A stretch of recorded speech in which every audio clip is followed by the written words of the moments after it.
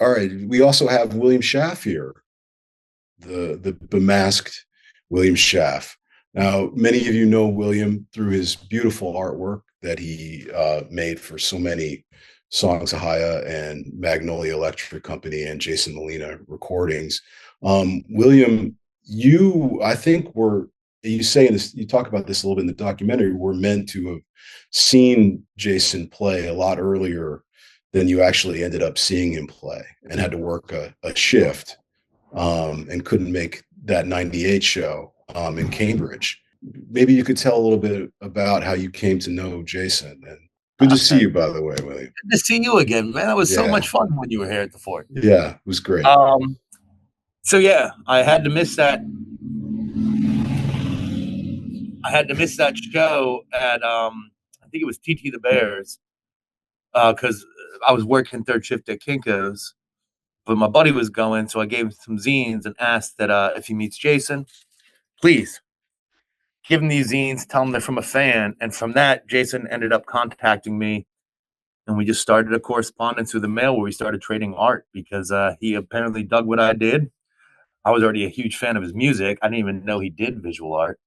Yeah. And then became enamored with the visual art he was doing, and didn't end up meeting him till a year later. And that was a whole nother eye-opening experience because he introduced me to Townes Van Zandt, which I'd never heard Townes music, and he covered one of Townes' songs that night. And that led to a whole nother series of events that then eventually led to me doing that album cover for that Magnolia album.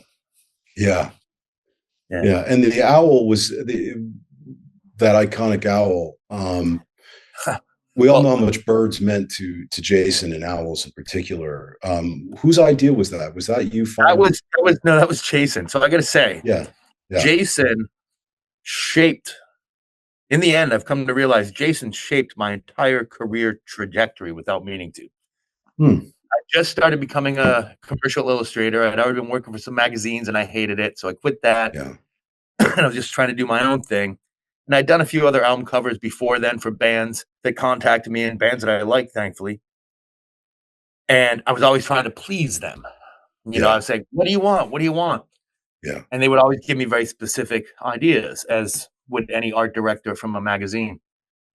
When I asked Jason what he wanted for his album cover, that little fucker just said, I've been thinking a lot about pyramids, magnolias, and owls. Run with it. Yeah.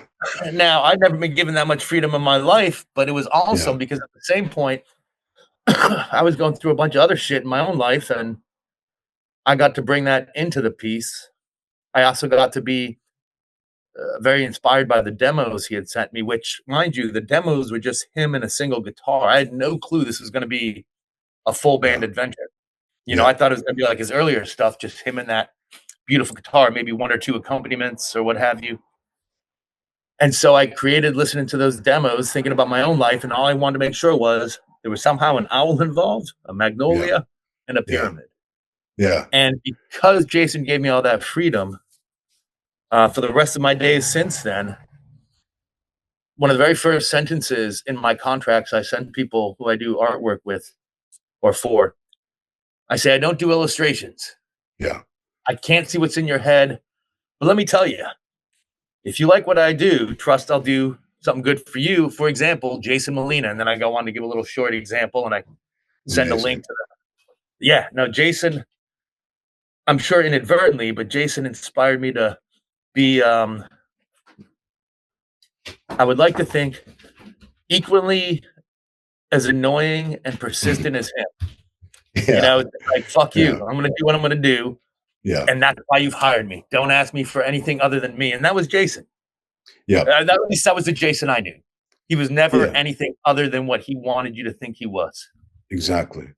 And he only liked to work with people who could be trusted to come in with their own ideas, to come in with a point of view, and to come in with a sense of what they do best, and a desire to push themselves to do something better.